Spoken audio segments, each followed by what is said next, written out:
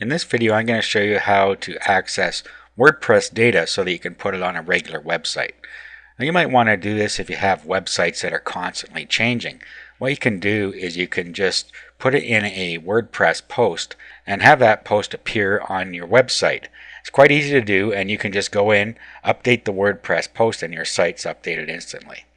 I'll show you what I mean by that. First of all, we need to install an instance of WordPress. So we'll just go through Fantastico and we'll set up the database and WordPress blog here.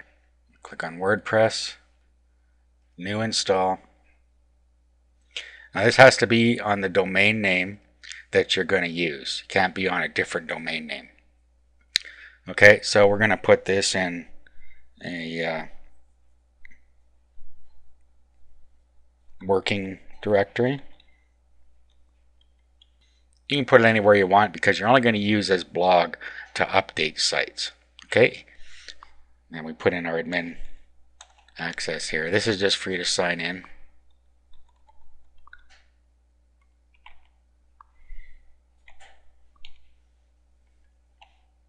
Okay, we don't care about the rest of this stuff. We'll install WordPress, finish the installation,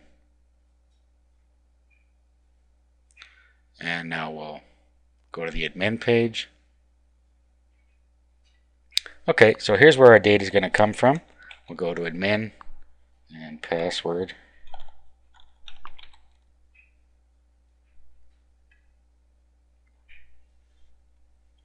Go to posts. Okay, now I'm just going to give you, for instance here, say you had a release schedule that you're going to put on your website that shows you what ebooks you're going to release in a certain month. So what we will do is we'll add a new post. We'll call it release schedule.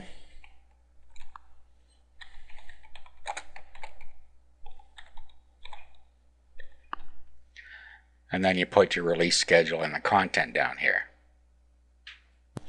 Okay, so this is our example post. We're going to publish this.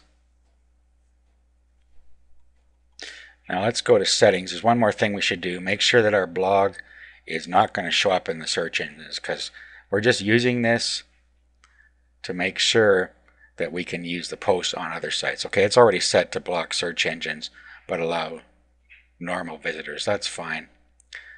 Okay, now what we want to do next is we need to go to our cPanel. Let's go back here. Go back to our control panel. Then let's go to the file manager. We need to track down the config file for this WordPress blog to get the username and password out of it. Okay, so go to the file manager and we're going to go to the web root.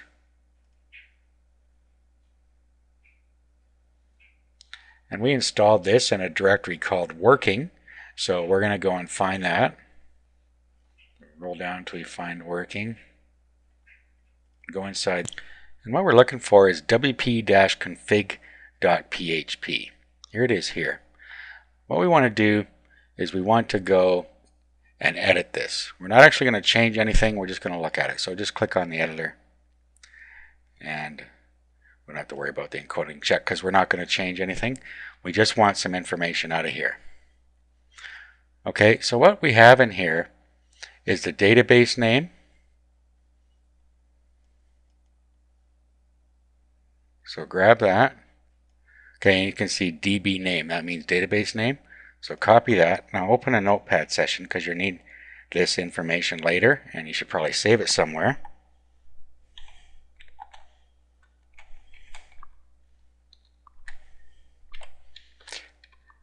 And then you want the username.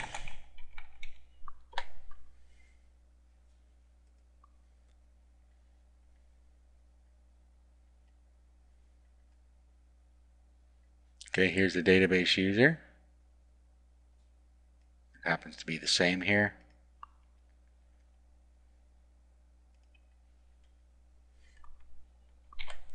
And then the password. These are not the same as what you set up. This is the password to access the database. So here's the password. So grab that out of there. Paste it in here. Okay, you now have what you need to be able to access the database. So what I would do now is I would save this so that I have it ready for use anytime I need it when I want to quote one of my posts in a website. So let's save this, save it as DB info. All right, now the next thing we need to do is just insert some code into the web page we're going to create. Okay, so it doesn't matter whether it's on a blog or anything else, you can access this data. Okay, so what I'm going to do, I'm just going to create a quick web page here. Okay, so we'll just see.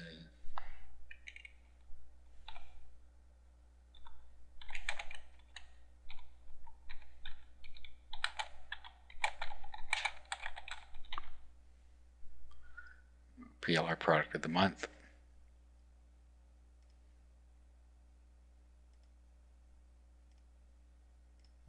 Then I'll just save this as a page. So release schedule, we'll say. Click OK. Okay, then we'll save this. And that's it. Okay, now we need to rename this file. Right now it is named release schedule.html. That's how the file was saved.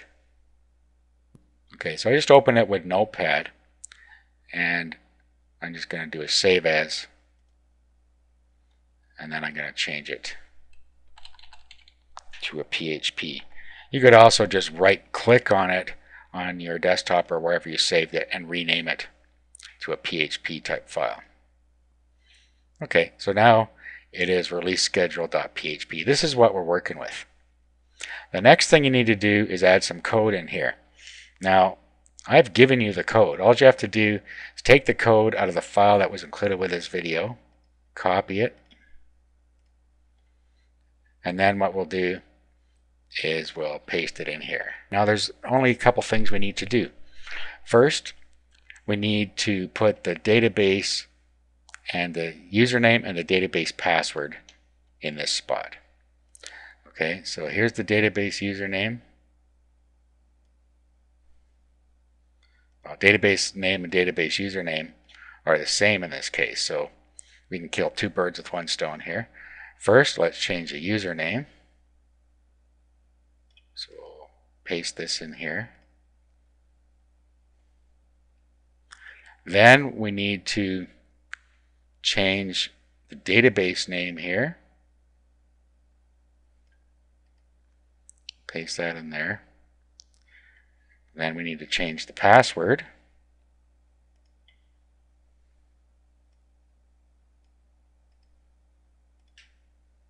So grab that. And then you put that in where it wants the password here. It says DB password.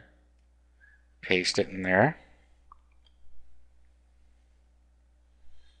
And the last thing is we need the name of the post. So it says where post title is, and right here where it says the post title, you need to change that to the title that you put in your blog here. So it was just release schedule in capitals, I believe. Yes. So you need to type that exact same thing in here.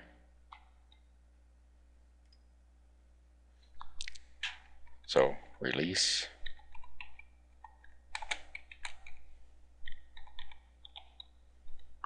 schedule.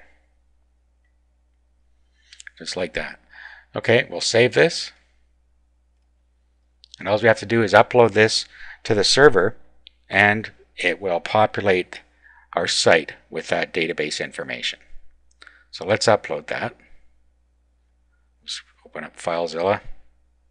And we need to connect to the same server that our blog is on, but we don't have to put it in the same folder. Okay, so we could put this, for instance, in the root folder if we wanted. Okay, so I'm just going to put it right in the web documents. I'm going to upload release schedule.php. We'll upload that. Now we'll bring it up on our browser. So in this case, it's going to be thebestinfoon.info/release-schedule.php.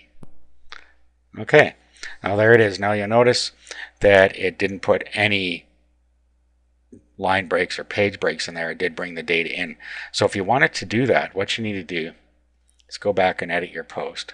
Let's just do an edit here. Go into HTML mode. And what we'll do is we'll just put some line breaks in here.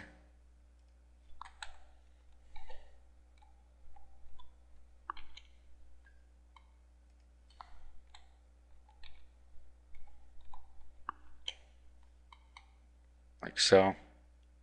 Update. Let's refresh this now. And there you go.